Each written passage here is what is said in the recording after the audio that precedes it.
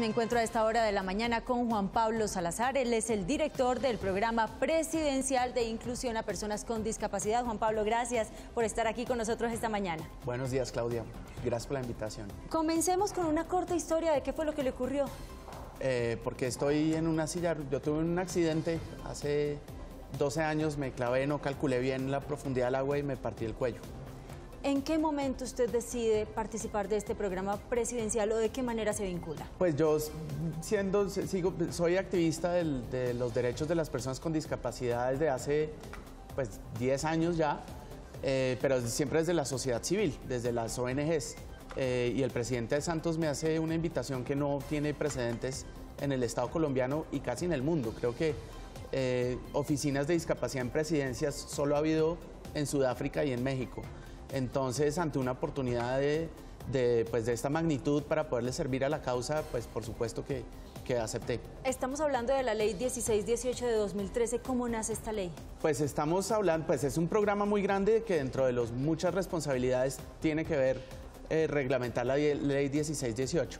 Pero en resumen, la Ley 1618 lo que hace es aterrizar la Convención sobre los Derechos de las Personas con Discapacidad de Naciones Unidas a la legislatura colombiana. Sí, o sea, que ese instrumento internacional tenga dientes dentro de la legislatura nuestra. Ya hemos visto aquí en algunos parqueaderos, zonas pintadas y delimitadas de azul, pero ¿qué otras medidas se han tomado? Porque esas son mínimas. Es que son muchísimas cosas. La discapacidad es un asunto transversal a todos los aspectos de la economía y de la cultura.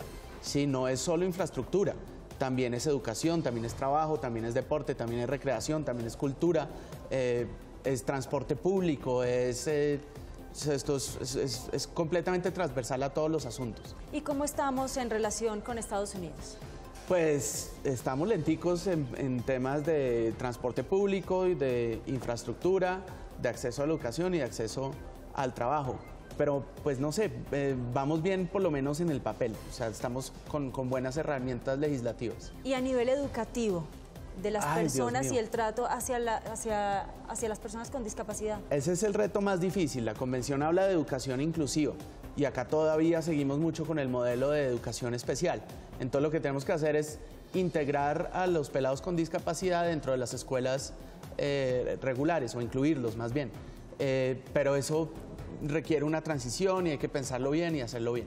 ¿Hay algún término ofensivo para las personas con discapacidad?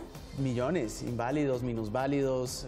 O sea, no debería uno usar ese tipo de términos. Incluso discapacitados. Hoy en día hablamos de personas con discapacidad, sin embargo, eso no es lo que define a la gente, ¿no? Yo prefiero que en vez de decirme inválido, minusválido o persona con discapacidad, me digas Juan Pablo, porque son otras cosas las que deben definir, ¿no? Que le digan doctor, profesor, ingeniero, papá, antes que estos otros términos. Sin embargo, el lenguaje también discrimina y el término políticamente correcto, según las Naciones Unidas, es persona con discapacidad. Con discapacidad.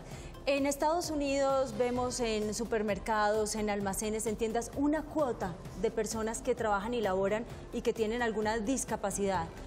¿Eso se adopta a nuestro país o debería adoptarse? A mí no me gustan las leyes de cuotas en general. Yo quiero que el sector privado y los empresarios contraten a las personas con discapacidad porque es un buen negocio, porque cumplen con los estándares de calidad de las empresas. Y en ese sentido de idea, la legislatura colombiana lo que hace es premiar a los empresarios que contratan a personas con discapacidad. ¿Cómo se les premia? Haciéndoles descuentos en el impuesto de renta, usando esto como diferencial de desempate para licitaciones públicas, etcétera, etcétera. O sea, es más dentro de los beneficios tributarios que una obligación. ¿Y el trabajo desde la casa se está ejerciendo? Sí, mi trabajo tiene unas iniciativas importantísimas en materias de teletrabajo y sabemos que esto es una oportunidad grande para las personas con discapacidad.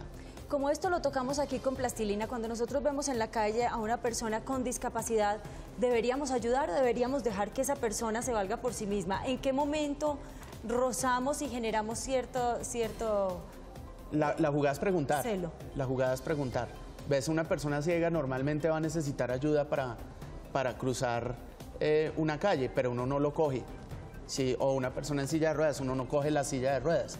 Lo que hace es uno preguntar, ¿te ayudo? Y luego, ¿cómo te ayudo? Porque hay detalles de eso.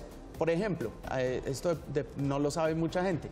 Uno no coge al ciego, el ciego lo coge a uno, ¿sí? Y entonces, por eso hay que preguntar para que le den las indicaciones no solo de si sí ayudar o no, sino de cómo hacerlo. Con referencia al programa de presidencia, ¿qué granito de arena podríamos aportar?